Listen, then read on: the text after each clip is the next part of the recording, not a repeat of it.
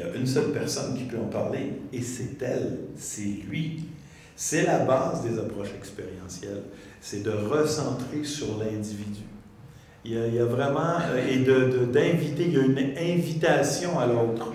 Il faut vraiment, comme expert, faire de la place. Et parfois, vous n'êtes pas expert, mais l'autre vous perçoit comme expert, ce qui revient au même.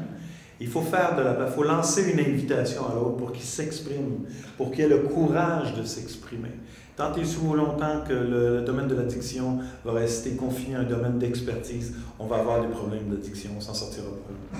Il faut absolument donner la parole à l'autre. Et ensuite, on va être plus à même de décider un peu, là, comme expert, qu'est-ce qui, dans notre bagage, pourrait être utile à cette personne-là au moment même où on se rencontre.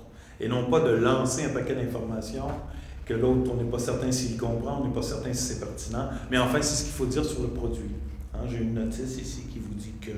Mais chaque individu réagit différemment. Toutes les drogues, quand on parle de tabac, quand on parle de n'importe quel, il y a toujours une majorité, parfois même, mais majorité de consommateurs qui sont capables de le consommer sans nécessairement détruire leur vie. Ils le font à l'occasion, c'est intégré, ce qui fait que la notion de mode de vie d'un dollar commis, par exemple au Québec, devient centrale.